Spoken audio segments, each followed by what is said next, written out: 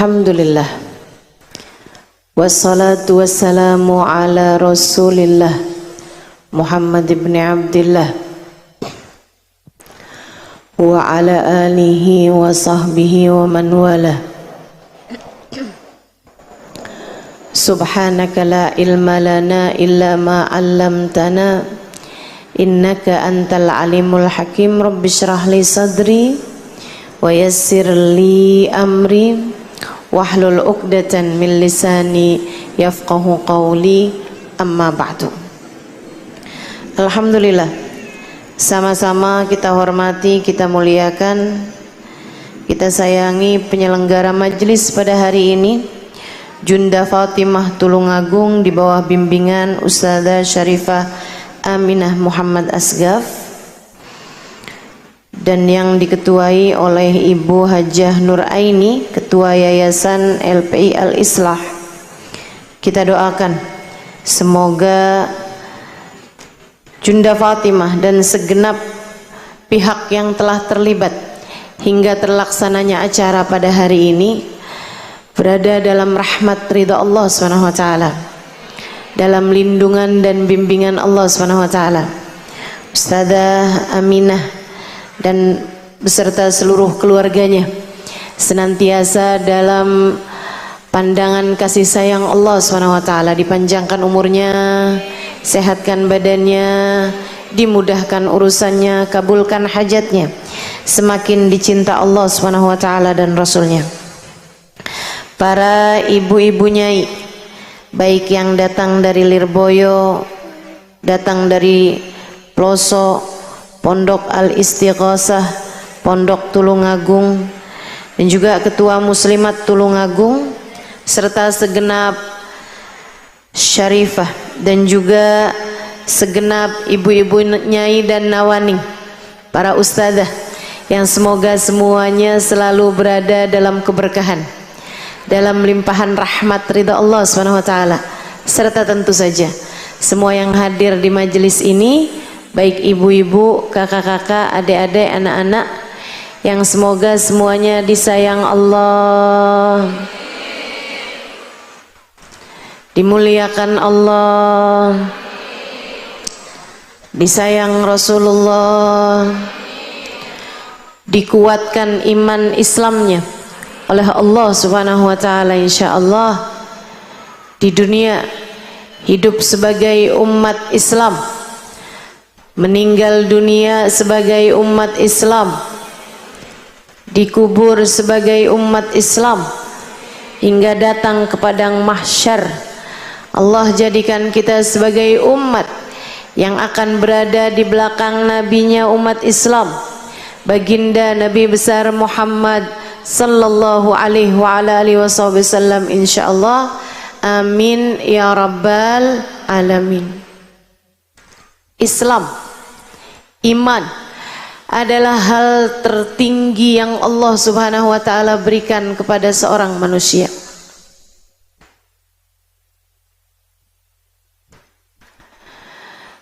Dan kita harus minta terus kepada Allah agar ditetapkan iman Islamnya.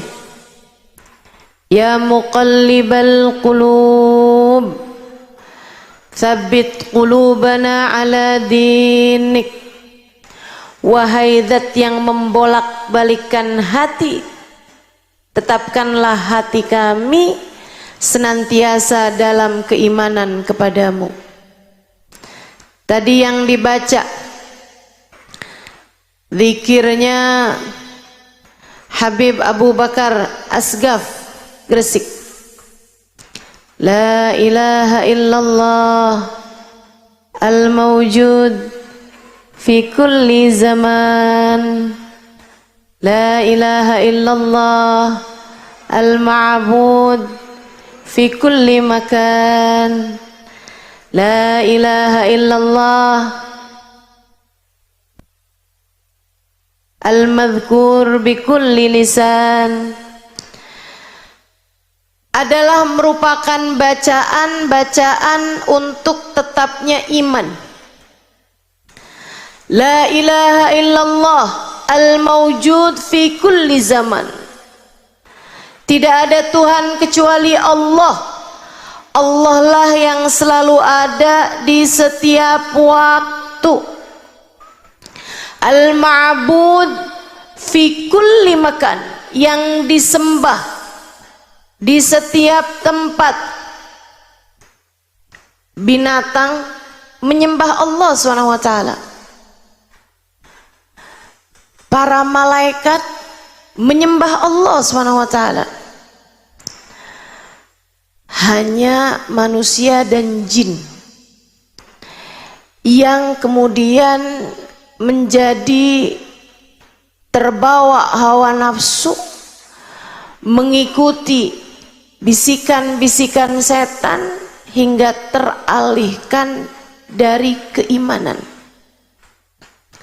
Bu, Kak, Dek, sebelum kita ada di atas muka bumi ini, ruh kita sudah Allah Subhanahu wa ta'ala ciptakan sebelum diciptakannya jasadnya Nabi Adam 2000 tahun.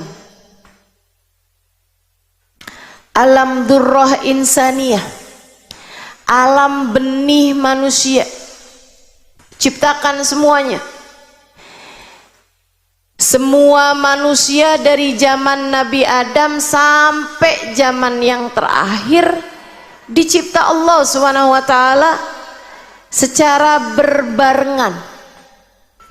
Jadi kalau bicara umur kita ini berbeda-beda kalau umurnya badan. Tapi kalau umurnya ruh kita sama nenek kita, ama kakek moyang kita tuh umurnya sebaya semua. Kamu sama cucu kamu umurnya sebaya. Umurnya ruh di alam durrah insaniyah. Saat itu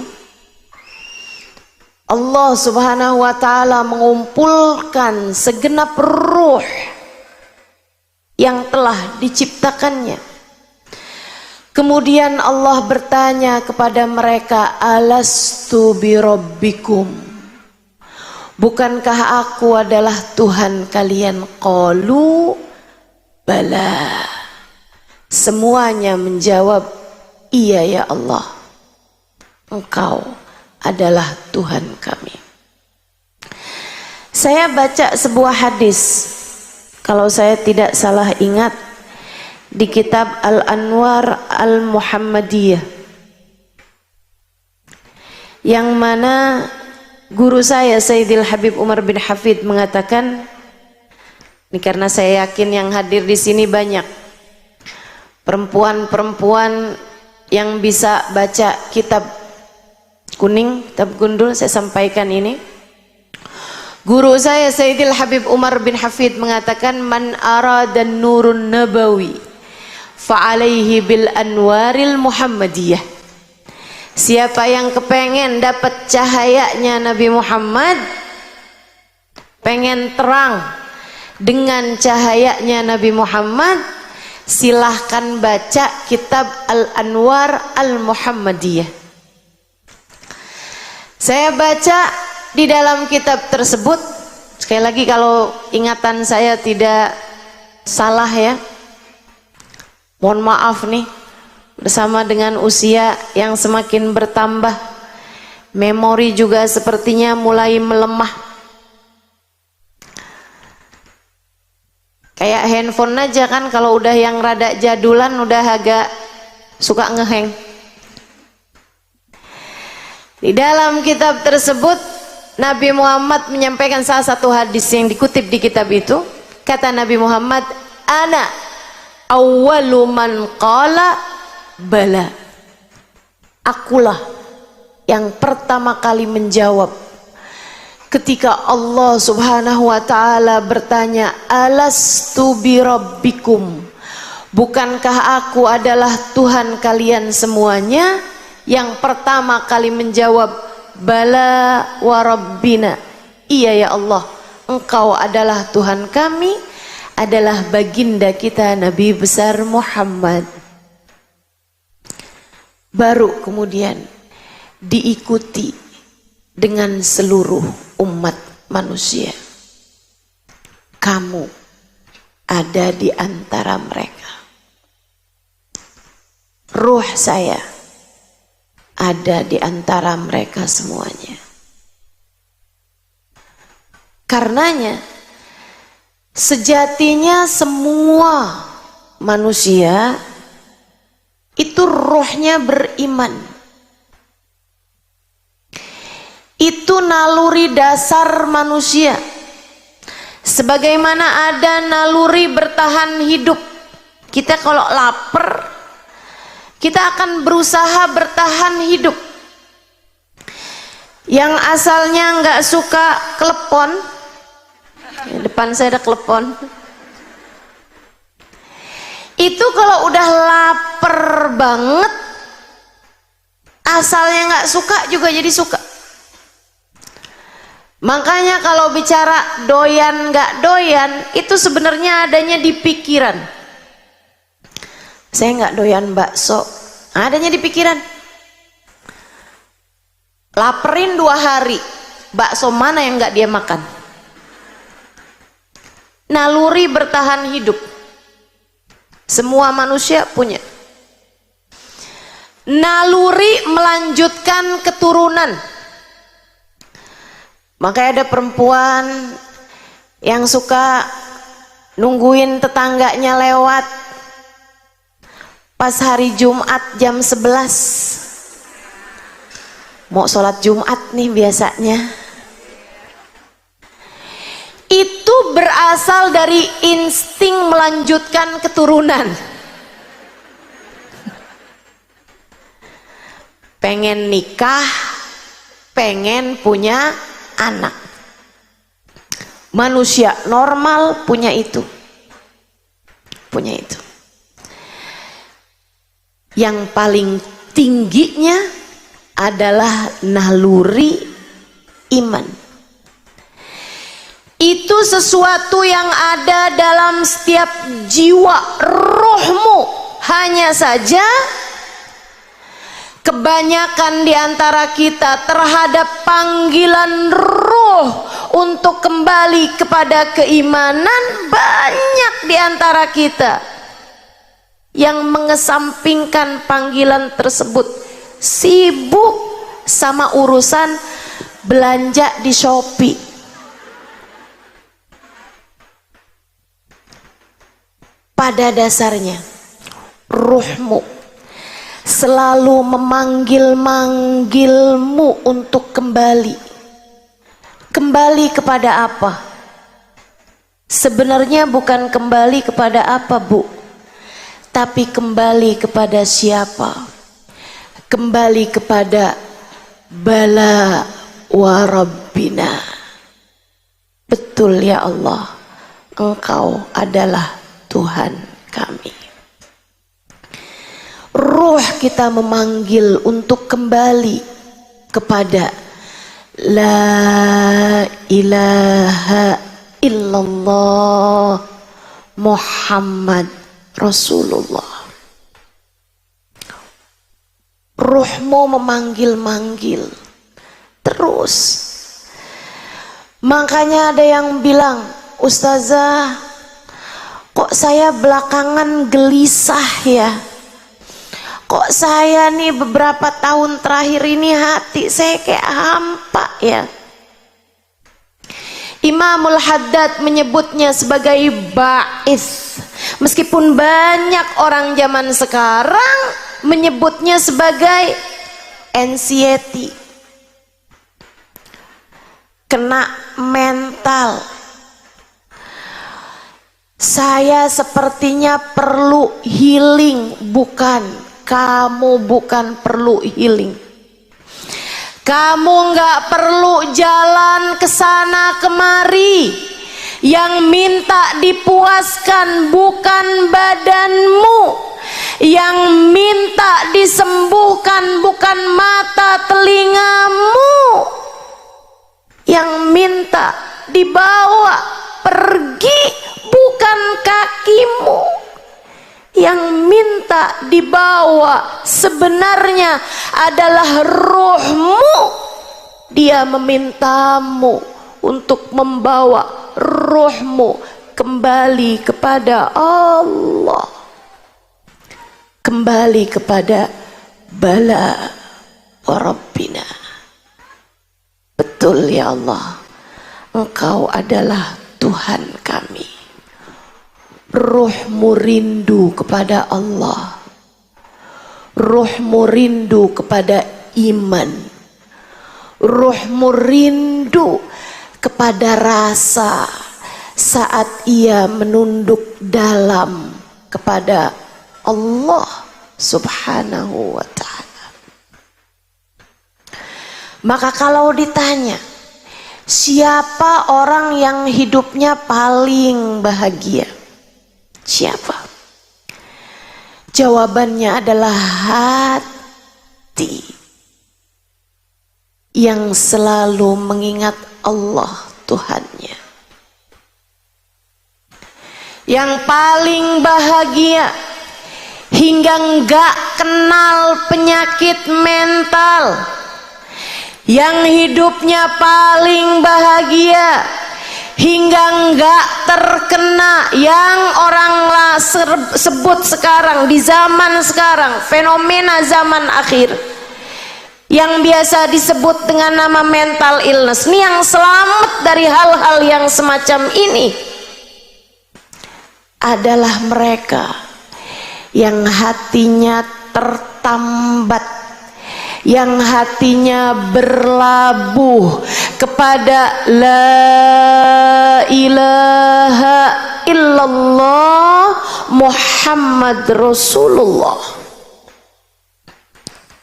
Merekalah yang Allah ceritakan dalam Al-Quran. A'udzu billahi minasyaitonir rajim. Alladzina amanu wa tatma'innu qulubuhum bidzikrillah.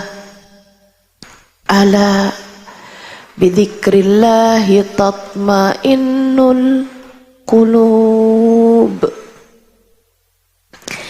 Alladzina amanu, orang-orang yang beriman, wa tatma'innu qulubuhum, keadaan mereka, waw haliyah.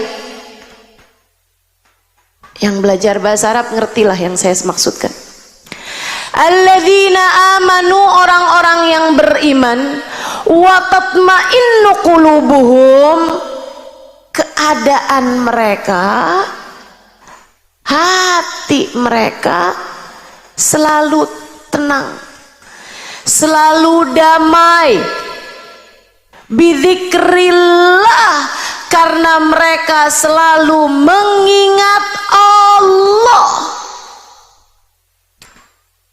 Ala bidzikrillahi tatmainnul qulub. Ketahuilah, hanya dengan mengingat Allah, takdimul ma'mul, mendahulukan ma'mul daripada fi'il fa'il. Ala bidzikrillah tatmainnul qulub, li fadilatil hasr, li faidatil hasr, mendahulukan keterangan daripada fi'il dan fa'il untuk memberikan faidah hasr, meringkas, punya arti hanya, enggak ada cara lain. Ala, ketahuilah, bidzikrillah, hanya dengan mengingat Allah, enggak ada cara lain, enggak ada cara lain. Yang menciptakan kita menyampaikan, enggak ada cara lain, enggak ada cara lain. Buat damainya hati, enggak ada cara lain. Buat tenangnya jiwa, enggak ada cara lain. Buat healing, enggak ada cara lain kecuali bidzikrillah, mengingat Allah, menghadirkan Allah dalam hatimu. Itulah satu-satunya cara ketenangan hati, kebahagiaan jiwa. Sebaliknya, mafhum mukhalafah, Sebaliknya, hati paling sengsara, jiwa paling menderita, rasa paling hampa ketika seorang manusia lupa dan lalai kepada Allah Tuhannya. Kamu merasa hidup kamu gelisah, kamu merasa hati kamu gak damai, kamu merasa panik terus-terusan, kamu pikir kamu kurang uang. Bukan, kamu bukan kurang uang, kamu kurang iman. Kamu pikir kamu perlu cinta manusia. Kamu gelisah karena kamu merasa suamimu sudah tidak lagi mencintainya. Kamu pikir kegelisahan hatimu adalah karena ada cinta seseorang yang mulai masuk ke dalam hati suamimu. Bukan, Bu, saya bilang bukan. Dek, bukan. Kamu pikir kamu gelisah kesana kemari karena kamu berharap, nih kalau ada laki-laki yang mencintai saya pasti akan menjadi tenang, damai, hidup sudah akan berada di surga. Enggak. Saya kasih tahu, enggak. Hatimu gelisah mencari muara. Hatimu gelisah karena ingin kembali kepada sumbernya. Ruhmu kamu rasa berantakan. Hatimu kamu rasa berantakan. Kamu gak ngerti ini rasa apa sih? Kok saya bawaannya kepengen ngomong mulu? Kok saya bawaannya kepengen makan mulu? Kok saya bawaannya kepengen bergaul mulu? Saya kok gak bisa diam? Kenapa saya kelimpungan? Kenapa saya gelisah? Saya kasih tahu, masalahnya hatimu sedang rindu. Rindu kepada Allah penciptamu. Hatimu berteriak-teriak, kembalikan aku, kembalikan aku. Tapi suara bisingnya hatimu kamu tekan terus-terusan hingga melahirkan rasa yang tidak menentu, hingga membuat kamu nggak tahu.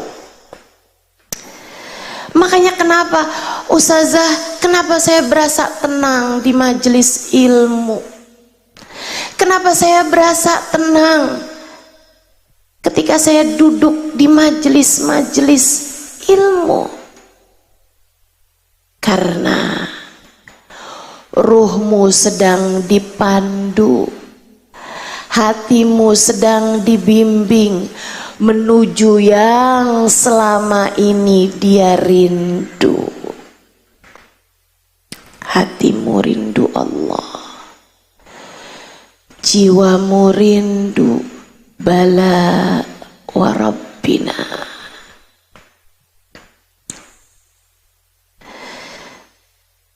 Beberapa tahun lalu, ada mungkin belasan tahun lalu, satu hari saya ditelepon seorang kawan, Ustazah, bisa nggak ditemuin hari ini? Kesian Ustazah, ada kawan saya sedang dalam keadaan darurat. Saya pikir darurat apa? Dia bilang, kawan saya Ustazah mau masuk Islam lagi.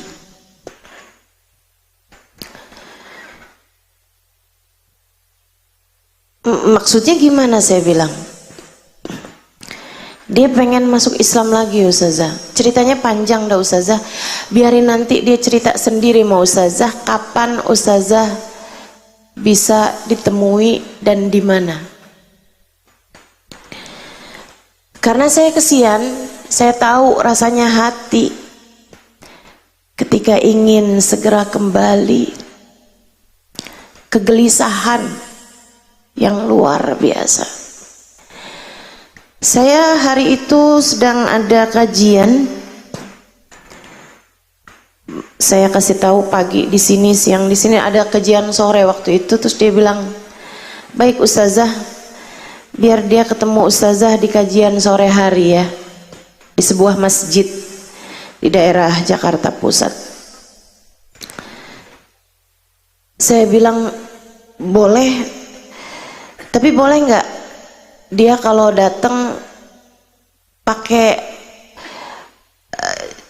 jilbab atau kerudung lah gitu, seenggaknya ditaruh di kepalanya biar nggak tampak aneh di hadapan orang-orang di masjid.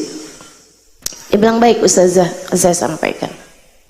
Saya nggak tahu dia pinjem kerudungan siapa, tapi hari itu kayak celana panjang, pakai blazer, pakai jas kerja gitu, dia datang sesudah saya kajian sore itu. Dia cerita, dengerin biar kamu ngerti keadaan jiwamu, biar kamu kenal sama dirimu. Dia bilang, Ustazah, saya punya suami, saya punya anak, semua keadaan baik-baik aja. Saya punya pekerjaan mapan, saya punya cukup uang, saya punya rumah, saya punya cukup tabungan. Dia bilang, tapi Ustazah, belakangan ini saya hampir beberapa bulan ini nggak bisa tidur kecuali dengan minum obat tidur. Air mata saya Ustazah kayak ada kerannya. Mata saya kayak ada kerannya. Tiap lihat orang nangis, tiap lihat anak saya nangis, tiap apa nangis, saya gelisah enggak karuan. Sampai suami saya bawa saya ke gereja Kristen mereka ya. Dia bilang bawa saya menuju ke orang-orang yang diharapkan bisa menyembuhkan, dari mulai psikolog, psikiater. Gak ada Ustazah, gak ada yang berhasil. Dia bilang, tapi ada satu waktu saya nangis. Saya kadang Ustazah kalau nangis sampai meringkuk di lantai. Suami saya itu sampai gak tega gitu ngelihat saya. Dia bilang, yuk bangun, naik tempat tidur deh, naik ke tempat tidur. Saya nangis gelisah setengah mati. Saya teriak. Saya nggak ngerti apa yang terjadi sama diri saya. Saya sampai bilang sama suami saya, bawa deh saya kemana, sembuhkan saya. Dia bilang, suami saya bawa saya kesana kemari. Tapi nggak ada yang berhasil. Satu hari Ustazah, saya lagi duduk di sofa, gelisah, saya nangis terus. Saya nggak ngerti apa yang terjadi sama saya. Saya kemudian mulai berdoa, Tuhan selamatkan saya,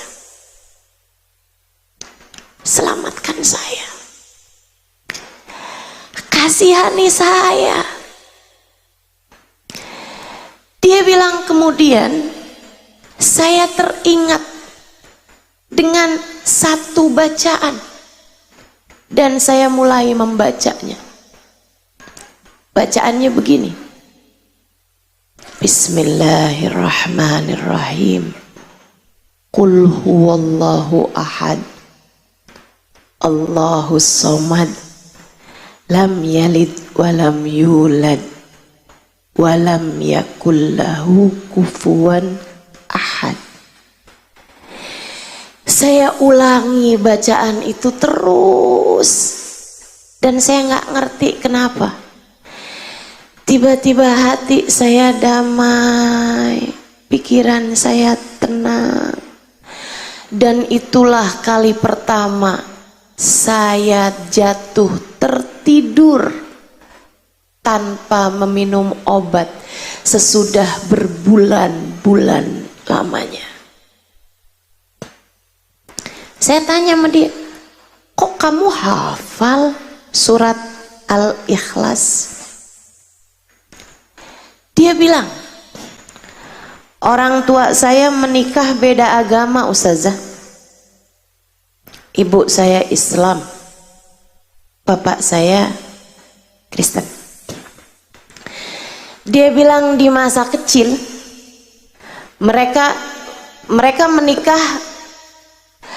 menikah dengan agama Kristen. Jadi kebawa nih ya yang Islamnya. Dia bilang tapi di masa kecil orang tua saya pisah, bercerai. Di saat bercerai itu ibu saya kerja, bapak saya kerja, saya dititipkan ke rumah neneknya ibu yang adalah seorang yang Islam. Jadi di masa kecil saya bahkan disekolahkan TPA.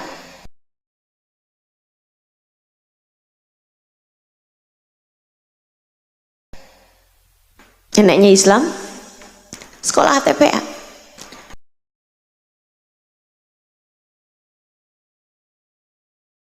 Belajar ngaji. Akhirnya dia pun hafal beberapa surat pendek. Di antaranya Al-Ikhlas ini tadi. Dia bilang selepas itu ketika SMP, dia bilang saya diambil balik oleh bapak saya, yang kemudian saya pun menjadi balik Kristen. Dia bilang ketika saya remaja SMA, saya jadi nggak kenal agama, saya nggak punya agama. Dia bilang habis itu saya masuk kuliah, saya pacaran sama seorang laki-laki yang sekarang menjadi suami saya dan dia beragama Kristen. Saya pun menikah sama dia. Dia baik Ustazah. Saya pun punya anak. Dia pun juga baik-baik saja. Dia pinter, lucu, cakep. Dia bilang saya punya keluarga yang semuanya baik-baik aja. Sampai itu tadi apa yang saya ceritakan sama Ustazah. Beberapa bulan terakhir ini udah hampir setahunan, saya mulai nggak ngerti sama keadaan diri saya. Saya menjadi takut untuk lihat orang, ketemu orang. Saya jadi gelisah setengah mati hati saya. Sampai suami saya bawa kemana-mana. Saya hanya menangis terus-terusan. Badan saya sampai menjadi kurus. Saya nggak enak makan, nggak enak tidur, nggak enak ngapa-ngapain. Sampai suami saya bilang, saya akan melakukan apapun biar kamu sembuh. Saya bilang, nah kamu sekarang memutuskan masuk Islam? Iya Ustazah. Sesudah itu tadi Ustazah, sesudah saya merasakan ketenangan setiap kali membaca surat Al-Ikhlas, sehingga sejak saat itu sampai dengan sekarang kerjaan saya gak habis-habis, entah berapa ribu kali tiap hari saya baca surat Al-Ikhlas. Qul huwallahu ahad. Katakanlah,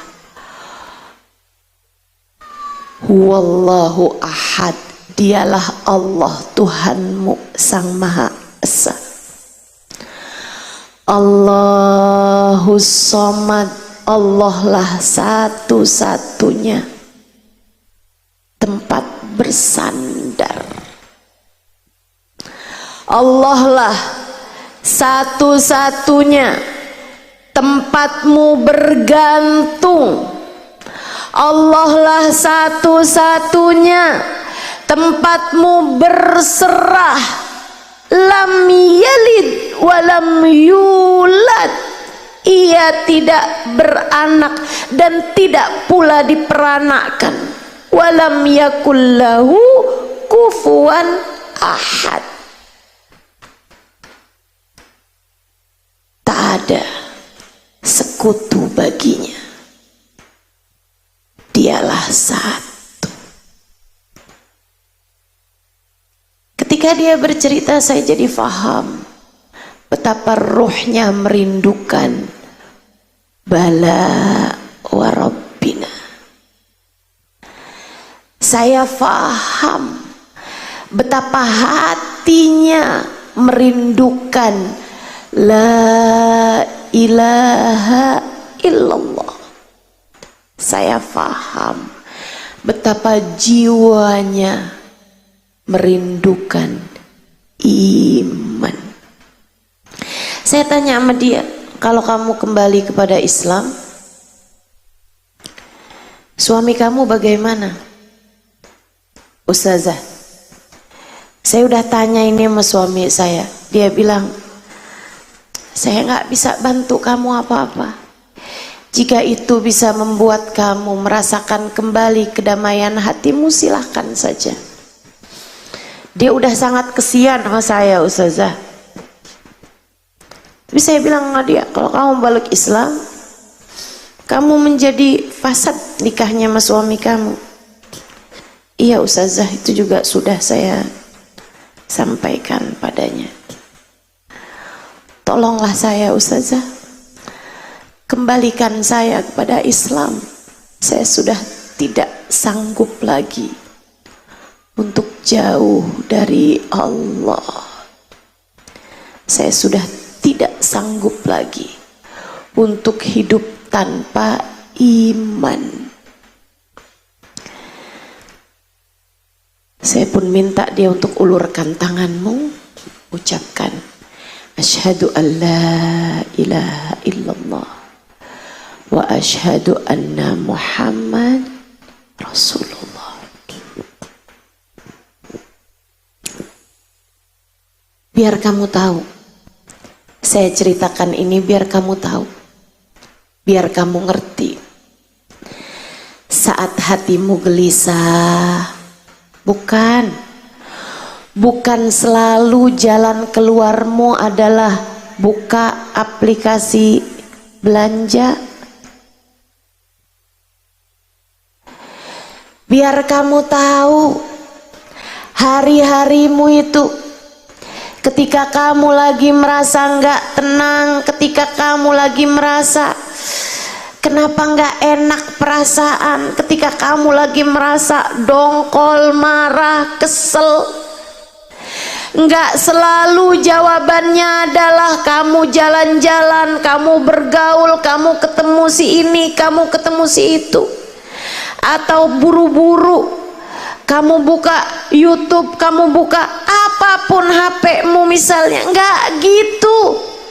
Buru-buru kamu nonton sinetron yang kamu inginkan. Enggak selalu itu. Terkadang jawabannya adalah kembali kepada hatimu, kemudian mulai memanggil namanya. Ya Allah, Ya Allah, Ya Allah. Terkadang jawabannya adalah kembali kepada jiwamu, kemudian berkata padanya, tenang hati, kita punya Allah. Tenang jiwa, kita punya Allah. Sebut namamu. Tenang Halimah, kita punya Allah. Tenang, kita punya Allah. Pemilik alam semesta jagat raya, pengatur segala kehidupan di atas muka bumi ini, remote-nya, kendalinya, dia yang pegang. La mani'a lima a'taita wala mu'tiya lima mana'ta wala radda lima qadaita wala yanfa'u dzal jaddi minkal jadd. Tak ada yang dapat memberi ketika Allah menghalangi. Tak ada yang dapat menghalangi ketika Allah hendak memberi. Tak ada yang dapat menolak jika Allah telah memutuskan, dan tak ada kekuatan apapun dan siapapun yang bisa berkontribusi ketika Allah telah memutuskan untukmu segala sesuatu. Tak ada kekuatan apapun di atas kekuatan Allah Subhanahu wa ta'ala. Fahami itu dan marilah menuju kepada kedamaian dan ketenangan kehidupan dunia sebelum kelak kamu akan menuju kebahagiaan dan ketenangan akhirat.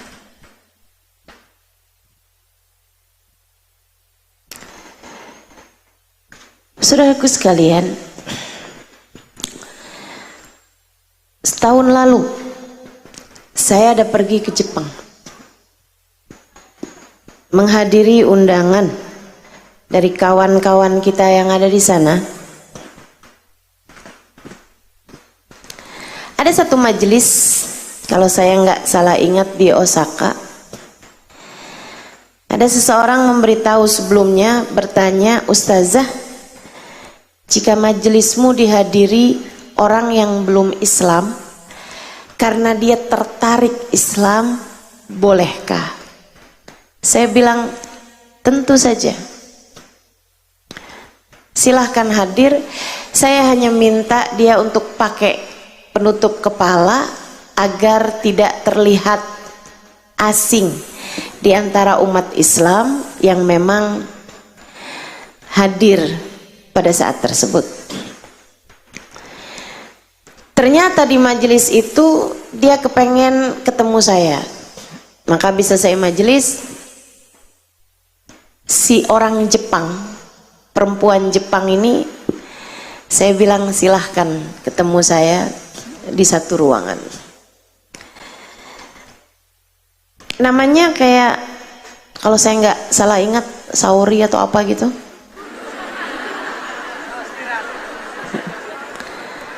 Iya ya.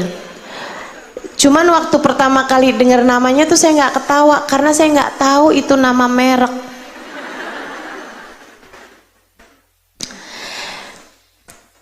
Dia tanya-tanya sama saya tentang beberapa hal dalam urusan agama. Saya jawab. Kemudian saya tanya sama dia, putih, sipit, Jepang.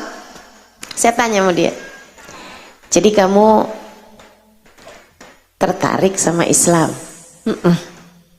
Dia bilang,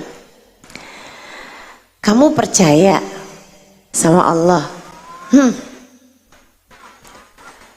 Kamu percaya bahwa Allah mengutuskan seorang manusia penyampai agama ini bernama Nabi Muhammad? Iya. Saya bilang, kalau gitu kamu sebenarnya udah Islam. Kamu sebenarnya udah Islam, cuman kamu kurang syahadat aja gitu. Gimana kalau saya syahadatkan kamu gitu? Dia sepertinya tertarik, tapi dia bilang, cuman masalahnya saya pasti bakalan ditentang sama orang tua saya. Sementara Islam kan nyuruh kita bakti sama orang tua, bukan? Saya bilang iya. Terus gimana caranya? Saya bilang kamu masuk Islam aja, tapi kamu nggak perlu kasih tahu orang tua kamu. Emang boleh begitu? Boleh. Islam soal rasa hati, Islam soal iman, dan iman letaknya di dalam hatimu. Tapi kan kita harus sholat, tapi kan kita harus tutup aurat. Saya bilang itu sesuatu yang furu'i, cabang, nggak apa-apa, yang penting pokoknya aja dulu, Islam aja dulu. Tapi di masa-masa ini, sebelum kamu kasih tahu orang tua kamu bahwa kamu masuk Islam, kamu hanya perlu untuk semakin baik sama orang tua kamu, sebab Allah menyuruh kamu begitu. Kamu harus tambah bagus ngomongnya sama orang tua, tambah baik sikapmu sama orang tua, tambah sayang sama orang tua, harus tambah lebar senyum kamu di hadapan orang tua. Oh begitu? Iya. Sampai nanti kalau satu hari orang tua kamu tahu kamu Islam, kamu hanya perlu bilang, ibu, bapak, sebenarnya saya sudah Islam dari setahun yang lalu. Dan bapak ibu tentu tahu bahwa Islam menjadikan saya semakin baik kepadamu. Saya yakin saat itu mereka sudah tidak akan lagi keberatan dengan agama baru kamu. Oh begitu ustazah, baiklah. Teman-teman, saya pun mentalkinkan dia untuk masuk ke dalam agama Islam. Dan ini yang saya mau cerita sama kamu.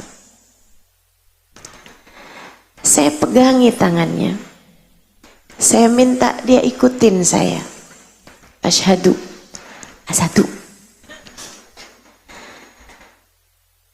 an, la ilaha illallah wa asyhadu anna Muhammadan Rasulullah. Saudaraku sekalian, dia pun mengikuti kalimat syahadat saya, dan saya pun mentranslate kalimat syahadat bahasa Arab itu dengan bahasa Indonesia yang ditranslatekan. Dimulai kelibet-libet nih. Ditranslatekan ke dalam bahasa Jepang. Dia pun berbahagia dengan kalimat tersebut. Saya kemudian memeluknya erat. Dia mengalir air mata kebahagiaan. Dan teman-teman saya sekalian, pemandangan yang gak akan pernah saya lupa seumur hidup saya. Wanita ini dari mulai awal dia cerita, dia bertanya, saya jawab, penuh kelembutan. Begitu habis selesai saya talkinkan kalimat syahadat, dia lompat-lompat kegirangan. Dia lompat-lompat.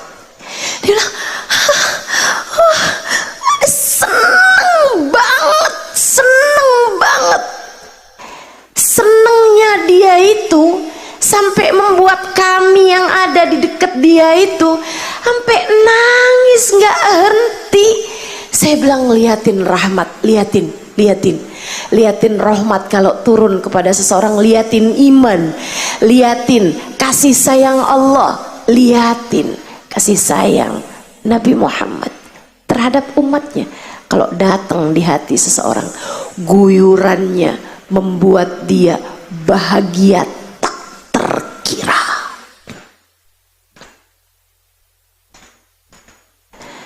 Makanya saya nggak aneh sama kamu ketika hadir di majelis ilmu, hadir di tempat yang semacam ini, senengmu luar biasa.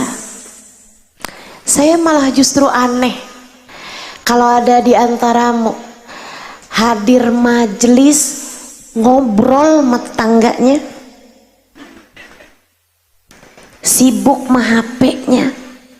Saya aneh. Kesiannya hatimu bahkan sampai udah enggak tahu lagi rasanya rahmat. Kesiannya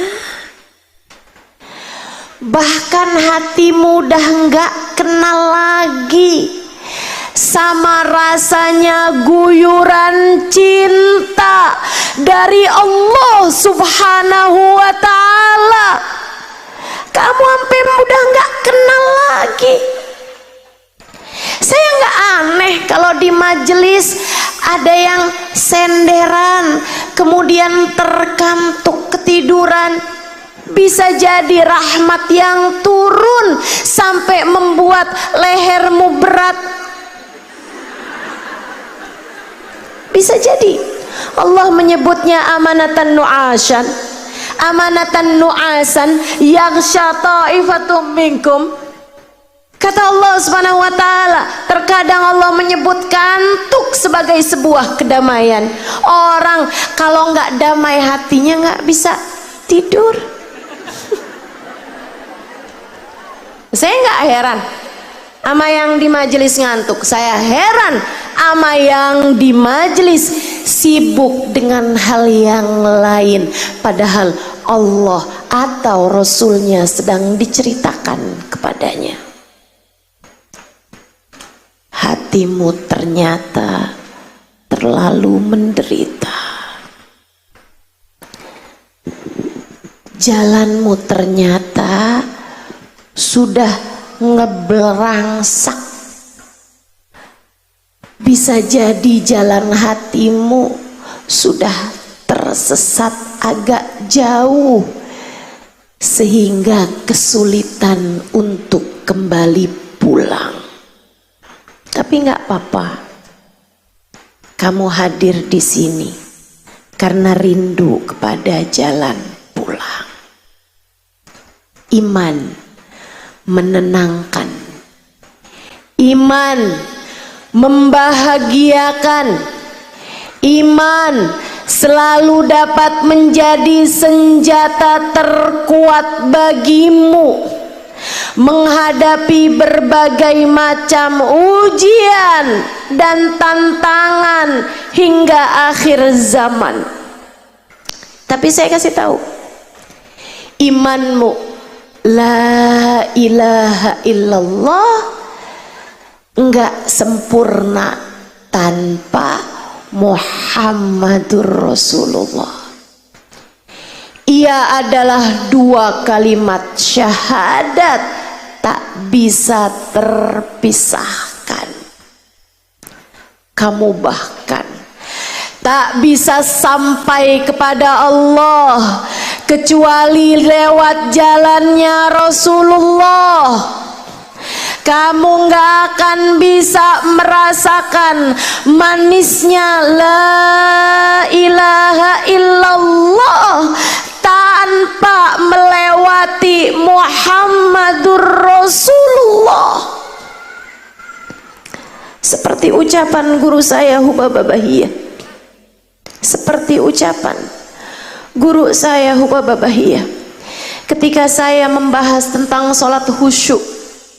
Saya diundang oleh beliau untuk memberikan kajian kurang lebih 2 minggu di madras yang beliau bangun, di majelis taklim yang beliau bangun khusus perempuan untuk negeri beliau Salalah di negara Oman tahun 2003. Saya diundang.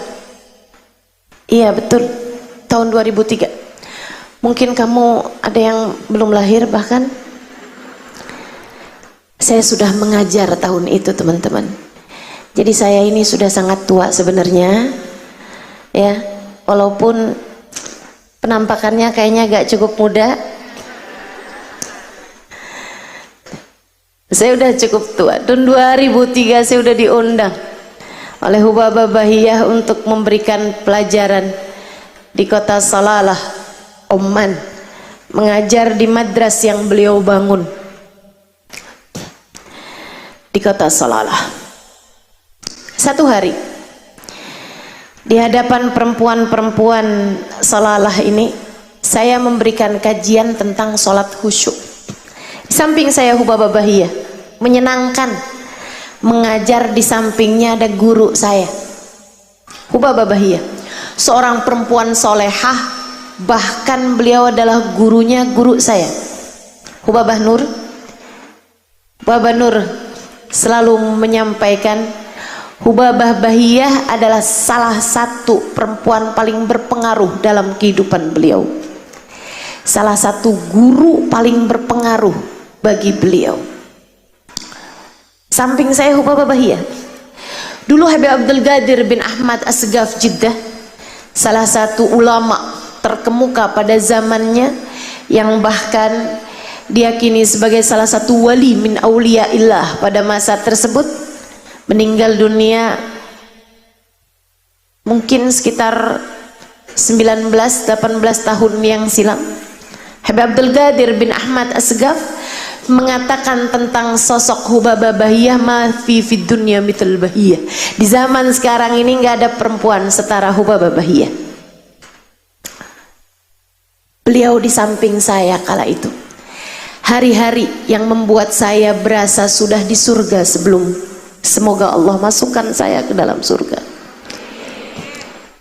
Hari-hari saya bersama Hubabah Bahiyah adalah saya merasakan nikmat iman, nikmat rahmat, nikmat syafaat, nikmat cinta yang tidak bisa saya ungkapkan dengan kata-kata. Saya mengajar, di samping saya Hubabah Bahiyah, yang kala itu karena belum kena masalah sama tulang belakang dan lain-lain, tentu saja saya mengajar di bawah, duduk di bawah. Nah ini maafkan saya nih, tahun-tahun belakangan ini saya harus pakai kursi, bantalnya juga jadi banyak, pesen dokter. Mudah-mudahan Allah sehatkan lahir batin, amin. Saudaraku sekalian, saya mengajar tentang sholat khusyuk. Saya ceritakan khusyuknya sholatnya Habib Abu Bakar As-Sakran, Syekh Abu Bakar As-Sakran, yang sholat sambil dioperasi karena ada penyakit di punggung beliau yang membuat harus operasi. Tapi ketika beliau diberikan segelas minuman keras, khamr, beliau menolaknya.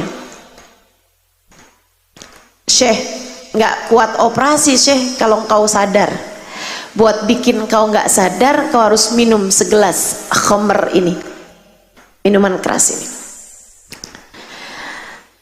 Syekh Abu Bakar As-Sakran, beliau mengatakan, saya kepengen saya sembuh biar saya bisa taat sama Allah.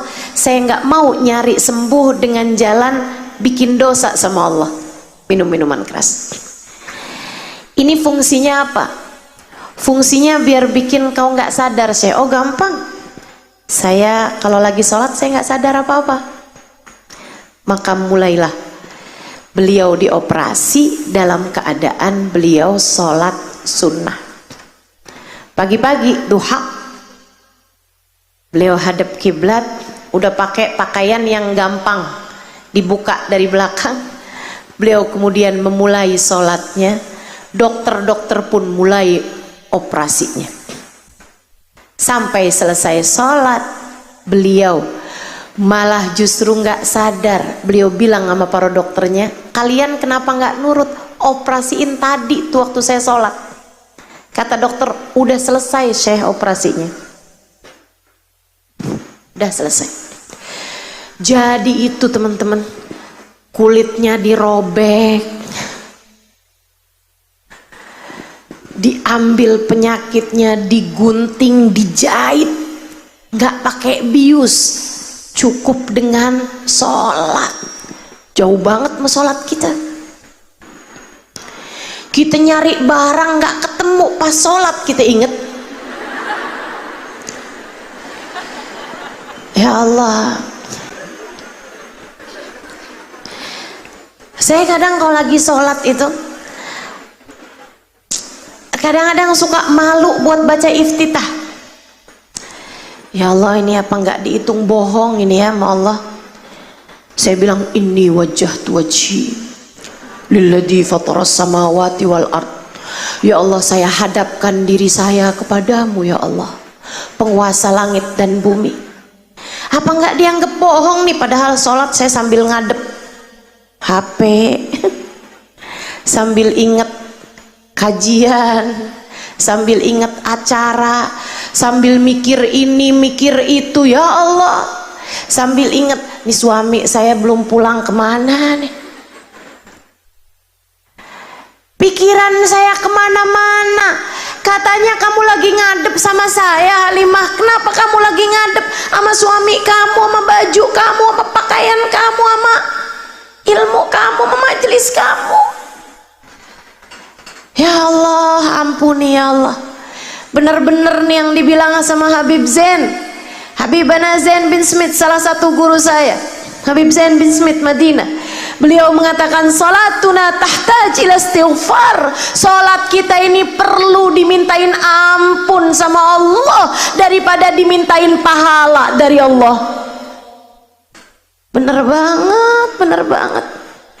Salat kita perluan dimintain ampun daripada dimintain pahala. Salat ngelambiar begitu, salat bising begitu. Salat saya jangan tersinggung, saya lagi cerita tentang salat saya. Walaupun saya yakin salat kamu juga nggak beda. Betul. Saya lagi bahas tentang salat khusyuk di hadapan Hubabah Bahiyah, di hadapan muslimah-muslimah di Salalah. Saya ceritakan salatnya Sayyidina Ali Zainal Abidin, rumahnya kebakaran, beliau nggak berasa. Tiba-tiba mic saya direbut sama Hubabah Bahiyah. Kemudian Hubabah Bahiyah bilang, la muskida ya Halimah muskida. Enggak gitu Halimah, enggak gitu. Saya bilang, gimana Hubabah? Gimana Hubabah? Hubabah Bahiyah bilang, haula. Mereka itu mereka Halimah, enggak gitu caranya enggak gitu. Mereka. Yang kamu ceritakan itu adalah mereka, bukan kita. Yang kamu ceritakan adalah tentang mereka, bukan tentang sholat kita. Yang kamu sampaikan kejauhan Halimah, itu adalah tentang mereka, bukan tentang kita. Yang kamu ceritakan tentang sholat adalah sholatnya mereka, nggak akan pernah menjadi sholat kita. Ibarat sholat ada tangganya. Yang kamu ceritakan, andai sholat itu ada 100 tangga untuk menjadi inna sholata tanha anil fahsya'i wal munkar, untuk menjadi sholatlah kamu. Aqimis sholata lidzikri. Sholat yang Allah maksudkan itu, andai ada 100 tangga, yang kamu ceritakan adalah orang-orang yang sudah menempuh tangga 98, 97, udah mau nyampe. Sementara kita ini naik di tangga 3, naik di tangga 4, kemudian merosot lagi ke tangga 2, kejauhan. Kita akan tetap sholat, kita akan tetap sholat. Sholat adalah kewajiban antara kita dengan Allah Subhanahu wa ta'ala. Kita nggak akan tinggal sholat fardu, sholat sunnah, kita akan tetap kerjakan. Tapi berharap suatu hari rumah kamu kebakaran, kamu dalam keadaan sholat dan kamu tidak keluar dari sholat, kejauhan. Berharap kamu bisa dioperasi tanpa bius hanya karena kamu mengerjakan sholat, kejauhan. Gak bisa, gak ada. Saya pastikan sama Hubabah Bahiyah, ilmu besar yang saya dapatkan hari itu, untuk saya akan menyampaikannya seperti yang sedang saya lakukan sekarang. Saya harus memastikannya. Jadi saya tanyakan saat itu kepada Hubabah Bahiyah. Saya tuh sampai suka mikir loh Bu, Kak, Dek, jangan-jangan hidup saya nih banyak bertemu dengan perempuan-perempuan solehah, perempuan-perempuan hebat, agar saya dapat menceritakannya kepadamu. Jangan-jangan Allah pertemukan saya dengan orang-orang hebat, laki-laki dan perempuannya, para wali-wali, para ulama-ulama yang luar biasa, arifin billah, orang-orang yang kenal kepada Allah, arifin bi Rasulillah, orang-orang yang kenal dekat dengan Nabi Muhammad, adalah karena rahmatnya Allah kepadamu, hingga saya bisa menceritakannya padamu. Saya sampai takut, jangan-jangan jatah saya dari pertemuan-pertemuan indah itu adalah sekedar saya dapat menceritakannya kepadamu tanpa mendapatkan jatah selain daripada itu. Doakan biar saya nggak kehalangan berkah dari orang-orang mulia yang saya temui dalam hidup saya. Hari itu saya memastikannya kepada Hubabah Bahiyah. Saya bilang, Hubabah, jadi maksudmu kita nggak bisa sampai kepada Allah dengan sholat kita? Iya, kata beliau, kita lan nasil ilallah bisolatina, kita nggak akan pernah bisa sampai kepada Allah dengan sholat kita. Iman yang ada di dalam hati kita nggak akan pernah cukup untuk menjadikan sholat kita sehusyuk itu. Bukankah iman ada kadarnya? Iman kita nggak akan bisa nyampe, kata Hubabah Bahiyah, untuk bikin sholat kita sehusyuk itu, senikmat itu, nggak bisa. Bukan karena sholatnya nggak bisa nyampein orang kepada Allah, bukan, tapi kitanya yang nggak akan bisa meraih kehusyuan sholat sehingga sampai bisa memastikan kita tiba sampai kepada Allah. Usul ilallah bisolatina, enggak.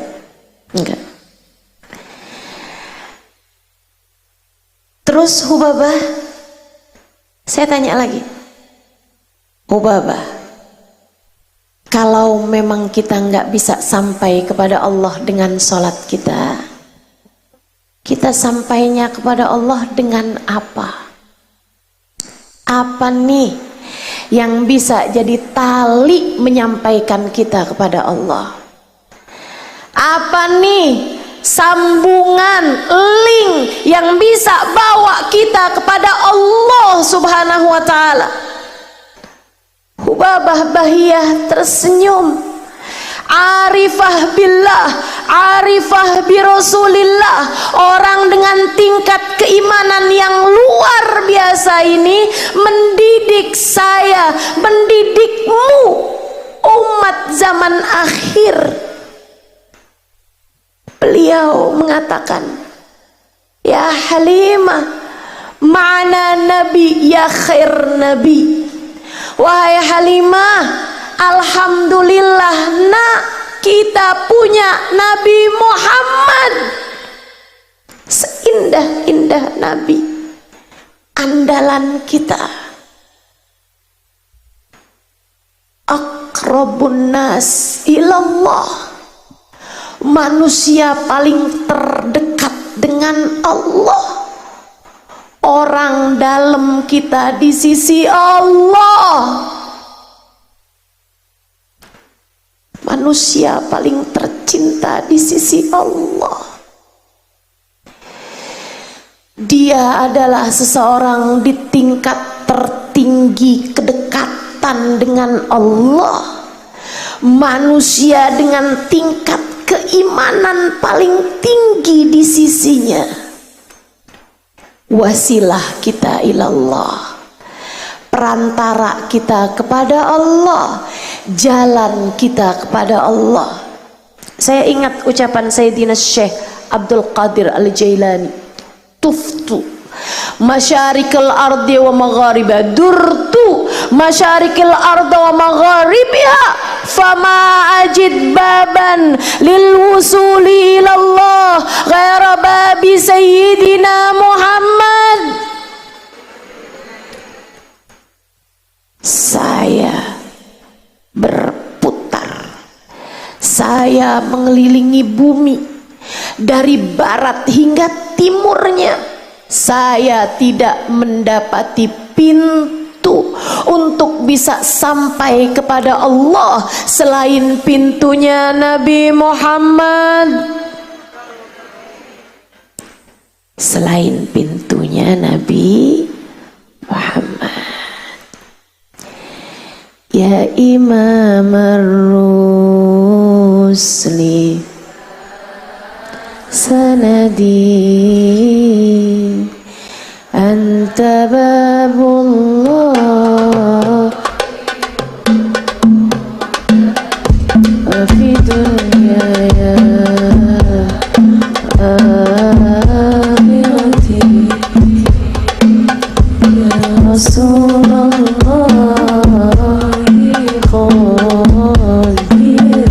ya Imam ar-Rusli ya sanadi anta babullahi mu'tamadi fa bidunyaya wa akhirati ya Rasulullah khudh biyadi. Ya Imam ar-Rusli, wahai pemimpin para rasul, ya sanadi, wahai harapan kami, pegangan kami. Ya Imam ar-Rusli ya sanadi, anta babullah, engkau adalah pintu menuju Allah. Mu'tamadi, engkau adalah sandaran kami, harapan kami. Fa fi dunyaya wa akhirati, maka untuk duniaku dan untuk akhiratku, ya Rasulullah, wahai Nabi Muhammad, khud biyadi, tolong selamatkan aku, ambillah uluran tanganku, aku tenggelam tanpamu. Hubabah Bahiyah bilang, alhamdulillah Halimah, kita punya Nabi seindah-indah Nabi, manusia terdekat di sisi Allah, manusia yang telah sampai kepada Allah. Dia penuh cinta, dia penuh sayang kepada kita umatnya.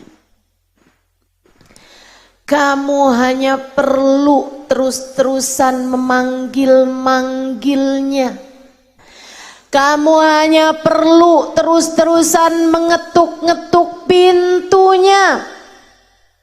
Kalau kamu terus melakukannya dalam hidupmu, Dia kelak akan menaruh rasa padamu. Dia akan membukakan pintu untukmu. Jika itu terjadi, akan diraihnya uluran tanganmu, dibawanya kamu menuju Allah. Cara kita sampai kepada Allah, cara kita, iman kita bisa raih lewat Rasulullah.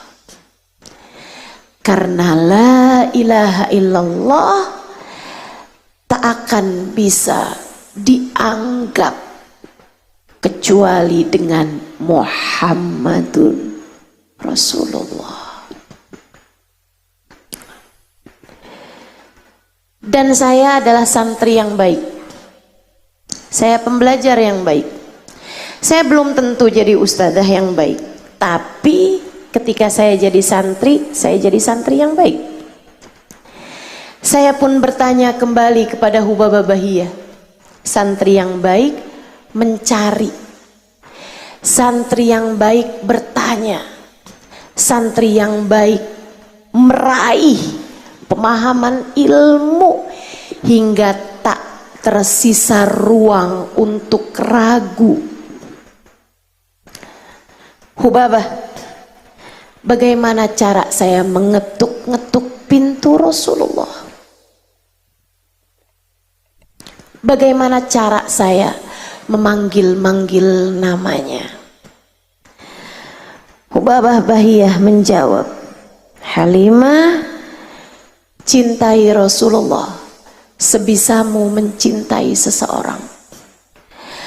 Kamu pernah cinta nggak sama seseorang yang ngelihat apapun kamu teringat padanya? Pernah Hubabah? Lakukan itu kepada Rasulullah.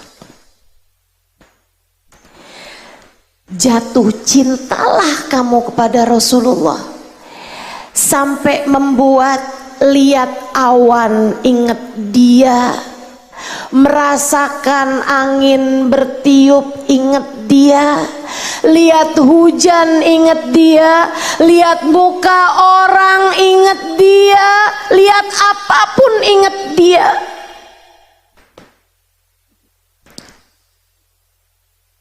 Saat melihat awan, kamu ingat awan itu dulu selalu menaungi setiap kali Nabi Muhammad berjalan.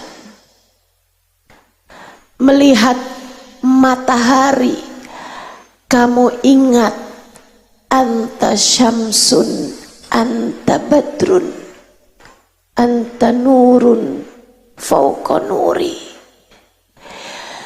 Melihat hujan turun dengan deras, kamu teringat ucapan para sahabat, juduhu kal matori, kedermawanannya seperti hujan yang deras, kasih sayangnya seperti hujan yang deras.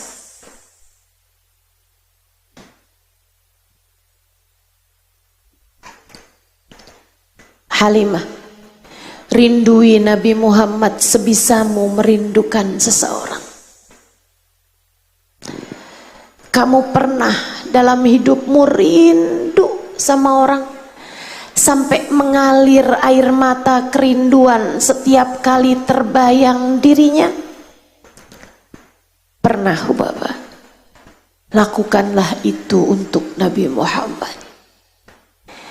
Jika kamu berhasil melakukannya, itu adalah ketukan yang kamu ketuk menunjukkan ke pintu Nabi Muhammad. Tiap kali rasa itu datang, kamu sedang memanggil-manggil Nabi Muhammad. Esok atau lusa, pintu itu akan segera terbuka, dan saat itulah dia akan membawamu, merengkuh tanganmu, memandumu, membawamu menuju Allah. Inilah jalan kita, teman-teman. Inilah iman kita. Inilah senjata kita menghadapi berbagai macam zaman. Kamu punya Allah, kamu punya Nabi Muhammad, dengannya lewatilah segala rintangan apapun dalam hidupmu hingga datang waktunya kamu menghadap Allah Subhanahu wa taala. Itu sebabnya saya selalu sampaikan dan akan terus saya sampaikan. Saya sudah sampaikan ini untuk saudari-saudari saya dimanapun adanya, di Jakarta, di Pulau Jawa, di Indonesia, dimanapun saya berada, di luar negeri, saya sampaikan selalu ucapan ini. Dengarkan, dengarkan. Saya menyampaikannya dengan sepenuh cinta. Saya mencintaimu sebab kamu umat Nabi Muhammad, sebab kamu umat yang disayang oleh Nabi Muhammad. Saya mencari-cari cintanya dalam dirimu, berharap dengan saya mencintaimu umatnya, saya akan dicintai oleh Nabi Muhammad, nabimu. Saya katakan padamu ucapan yang sudah saya katakan kepada umat Nabi Muhammad selain dirimu. Jangan berani mati tanpa bawa cinta kepada baginda Nabi. Urusanmu dalam bahaya jika kamu bahkan gak bisa sampai kepada Allah karena keimananmu yang sepertinya memang. Tentu iman kita bermasalah, teman-teman. Tentu saja. Jika kita tidak bisa sampai kepada Allah dengan keimanan kita, dengan sholat kita, dengan ibadah kita, dengan la ilaha illallah yang kita punya, sekurangnya semoga kita bisa sampai kepada la ilaha illallah berkat Muhammad Rasulullah. Jangan berani mati tanpa membawa cinta kepada baginda Nabi. Tanyakan cinta di hatimu sudah sampai mana. Ia adalah bekalmu, seindah bekalmu yang paling bisa kamu harap sebagaimana saya. Seindah bekal yang saya punya, semoga diterima cinta saya padanya. Jangan berani mati tanpa bawa cinta kepada baginda Nabi. Cintai Nabi Muhammad, belajar, terus belajar buat bisa punya rasa cinta kepada baginda Nabi. Terus pelajari sejarahnya, sering duduk di majelis-majelis para pecinta. Terus dengarkan lebih banyak kisah-kisah tentang Nabi Muhammad, baca lebih banyak kitab-kitab sejarah Nabi Muhammad. Terus Sibukkan lisanmu bersolawat kepada baginda Nabi Muhammad terus. Baca kitab-kitab maulid Nabi Muhammad sallallahu alaihi wasallam, baca burdah, baca puji-pujian tentang Nabi Muhammad. Sibukkan dirimu dengan Nabi Muhammad dan lihatlah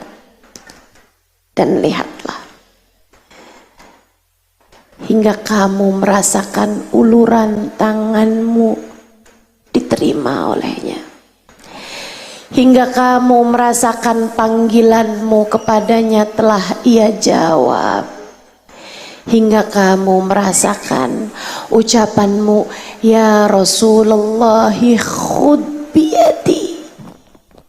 Kamu merasakan ia telah datang,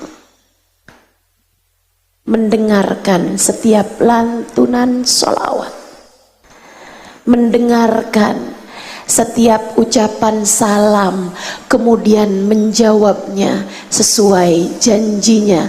Ma sallama alayya ahadun min ummati illa waraddallahu alayya ruhi hatta arudda alaihi salam. Saat umatku mengucap salam padaku, Allah kembalikan ruhku sehingga aku dapat menjawab salamnya. Kita tutup majelis kita dengan kita membaca sholawat kepada Nabi Muhammad. Sholawat tibil kulub 8 kali. Teman-teman soiku sekalian, biar sehat badan kita, biar sehat pikiran kita, biar sehat hati kita. Hati yang sehat tahu siapa yang seharusnya dia cinta. Pikiran